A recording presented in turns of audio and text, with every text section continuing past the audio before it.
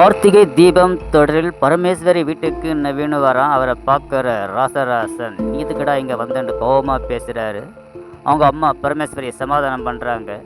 பிறகு சாமுண்டீஸ்வரி வரத்துக்குள்ளே வீட்டுக்கு போய் ஆகணும்னு வீட்டில் உள்ளவங்க எல்லாம் சாமி கும்பிட்றாங்க. பரமேஸ்வரி துர்காவையும் நவீனையும் உங்கள் அப்பா காலில் வந்து ஆசீர்வாதம் வாங்க சொல்கிறாங்க. 2 பேரும் ஆசீர்வாதம் பண்ணுறாங்க. சென்னையிலிருந்து ஊருக்கு திரும்பும் சாமுண்டீஸ்வரியும் சித்ரா வந்து நேராக பரமேஸ்வரி வீட்டுக்கு ஓட்டுறாங்க. எதுக்குன்னு கேட்குறாங்க சாமுண்டீஸ்வரி. நம்ம வீட்டில் போனால் மட்டும் அங்கே யார் இருக்க போகிறாங்க, எல்லாரும் அந்த கிளை வீட்டில் தான் இருப்பாங்க அப்படின்னு சொல்கிறா. அது கேட்குற சாமுண்டீஸ்வரி அதிர்ச்சி ஆகுறாங்க. என் பிள்ளைங்க எதுக்கு அவள் வீட்டுக்கு கிளை வீட்டுக்கு போகணும் அப்படின்ட்டு கேட்குறாங்க. இல்லை அந்த டிரைவர் பையன் தான் கூட்டிகிட்டு போயிருக்கிறான் அப்படின்னு சொல்கிறாங்க. அதெல்லாம் இருக்கவே இருக்காது, எதுக்கு தேவையில்லாத மாப்பிள்ளை மேலே பழி போடுற அப்படின்னு சாமுண்டீஸ்வரி கேட்குறாங்க.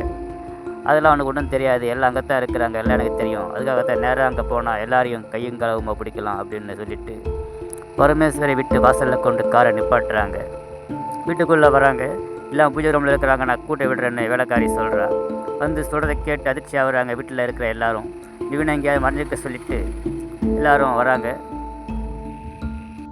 வீட்டுக்கு வரும் சாமுண்டீஸ்வரியை உள்ளே அழைக்கிறாங்க பரமேஸ்வரி.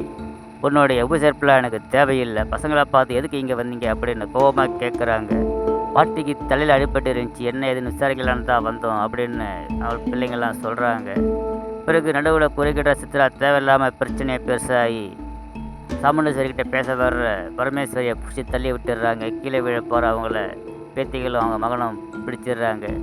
கோவப்படும் ராசராசன் சித்ராவை பலார்னு கன்னத்தில் 2 பக்கமாக அறையிறாரு. அதை பார்க்குற சாமுண்டீஸ்வரி தகச்சு போய் நிற்கிறாங்க. இதை யதார்த்தமாக பார்க்க ஊர்க்காரர் ஒருத்தர் போய் ஊரில் உள்ள எல்லாத்தையும் இந்த விஷயத்தை சொல்கிறாரு. எல்லாரும் கூடி பேசி ஊரில் உள்ளவங்களாம் கும்பலா சாமுண்டீஸ்வரி தங்கச்சி சித்ரா அடித்ததை கேள்விப்பட்டு பரமேஸ்வரி வீட்டை நோக்கி வராங்க. மற்றொரு புறம் மன்னிப்பு கேட்க சொல்கிறாங்க சாமுண்டீஸ்வரி மகள்களும் அவங்க வீட்டுக்காரர் ராசராசனும். அதுக்கு மறுப்பு தெரிவிக்கிறாங்க சித்ரா. அந்த நேரத்தில் ஊரில் உள்ளவங்க எல்லாரும் வந்துடுறாங்க. அப்போ அங்கே வர்றவங்க கிட்ட பரமேஸ்வரி இது எங்கள் குடும்ப பிரச்சனை, நாங்கள் பார்த்துக்குறோம் அப்படின்னு சொல்கிறாங்க. அப்போ சாமுண்டீஸ்வரியை பார்த்து கோபமாக சொல்கிறாங்க சித்ராவை மன்னிப்பு கேட்க சொல்லி. இப்போ நீங்கள் வீட்டு கேட்க முடியல, வெறும் நடிப்பு தானா, வீட்டுக்காகத்தான் எங்கிட்ட நல்லா பேசுகிற மாதிரி பழகிற மாதிரி நடிச்சிங்களா அப்படின்னு ஊர்க்காரங்கள்லாம் சொல்கிறாங்க. அது வேறு இது வேறு விஷயம் அப்படின்னு சாமுண்டீஸ்வரி சொல்கிறாங்க. ஏற்றுக்க தயாராக இல்லை. சித்ரா மன்னிப்பு கேட்கலன்னா நீங்கள் இந்த ஊரை விட்டு போக முடியாது, எப்படி போகிறோன்னு பார்க்குறோன்னு ஊரில் உள்ள எல்லாரும் சொல்கிறாங்க. தனக்கு அவமரியாதை ஏற்படும் நினைக்கிற சாமுண்டீஸ்வரி சித்ராவை மன்னிப்பு கேட்க மாட்டேன்னு சித்ரா சொல்கிறாங்க. வேறு வழி இல்லை, கேட்டுத்தான் ஆகணும், நீ மன்னிப்பு கேட்டால் தான் இந்த ஊரை விட்டு போக முடியும்னு பிறகு வேறு வழி இல்லாமல் மன்னிப்பு கேட்குறாங்க சித்ரா. பிறகு வீட்டுக்கு வந்துடுறாங்க. பாட்டியை பார்க்க வர்ற கார்த்திக் கிட்ட நடந்த விஷயத்தை சொல்கிறாங்க.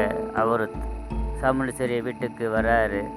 பிள்ளைங்க எல்லாரும் கிழை வீட்டு போகிறதுக்கு இவன் தான் காரணம், என்னன்னு கேள்வி